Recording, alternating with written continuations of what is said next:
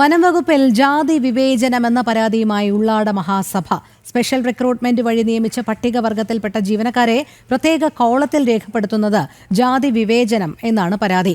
സംഭവത്തിൽ കേരള ഉള്ളാട മഹാസഭയാണ് ഇത് സംബന്ധിച്ച ഗോത്രവർഗ കമ്മീഷൻ അടക്കമുള്ളവർക്ക് പരാതി നൽകിയത്. സുബിൻ തോമസ് ചേരുന്നു കൂടുതൽ വിവരങ്ങളുമായി. സുബിൻ, ഈ വനം വകുപ്പിൽ ഏത് രീതിയിലുള്ള അവഗണനയാണ് നേരിടുന്നത് എന്നാണ് ഉള്ളാട മഹാസഭ ആരോപിക്കുന്നത്?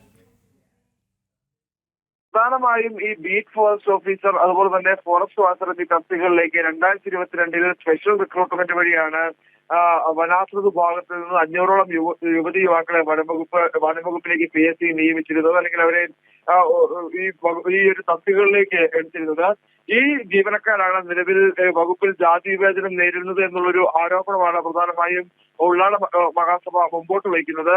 ഇത്തരത്തിൽ ജനറൽ ഡയറിയിൽ ബീറ്റ് ഫോറസ്റ്റ് ഓഫീസർ SR, അതായത് സ്പെഷ്യൽ റിക്രൂട്ട്മെന്റ് എന്ന് ഒരു പ്രത്യേക കോളം തയ്യാറാക്കി അതിലാണ് ഇത്തരത്തിൽ ഈ സ്പെഷ്യൽ റിക്രൂട്ട്മെന്റ് വഴി എത്തിയിട്ടുള്ള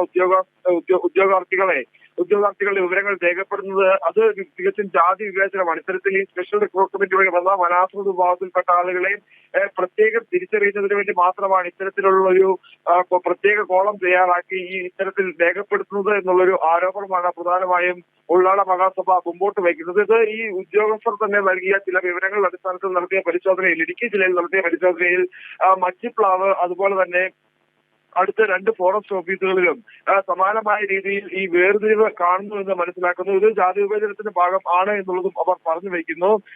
ഈ പ്രധാനമായും ഇതിൽ എടുത്തു പറയേണ്ട കാര്യം എന്നുള്ളത്, ഈ നിയമനത്തിൽ ഉണ്ടാകുന്ന വ്യത്യാസത്തിനപ്പുറം ബീറ്റ് ഫോറസ്റ്റ് ഓഫീസർ അതുപോലെ ഓഫീസർക്ക് സർക്കാർ നൽകുന്ന സമാനമായ വേതനവും ആനുകൂല്യങ്ങളും എല്ലാം തന്നെയാണ് ഈ സ്പെഷ്യൽ റിക്രൂട്ട്മെന്റ് വഴി എത്തുന്ന ഈ ബീറ്റ് ഫോറസ്റ്റ് ഓഫീസർക്കും അതുപോലെ തന്നെ ഫോറസ്റ്റ് വാച്ചർക്കും ഉള്ളത്. അവിടെ ഒരു തരംതിരിവിന്റെ ആവശ്യമില്ല. അത്തരത്തിൽ തരംതിരിവ് എന്തിനാണ് എന്നുള്ളൊരു ചോദ്യം അവർ മുമ്പോട്ട് വയ്ക്കുന്നത്. സംഭവവുമായി ബന്ധപ്പെട്ട് നിലവിൽ ഗോത്രവർഗ കമ്മീഷൻ ഉൾപ്പെടെ ഇവർ പരാതിയും നൽകിയിട്ടുണ്ട്. ശരി, സുബിനാണ് വിവരങ്ങൾ നൽകിയത്.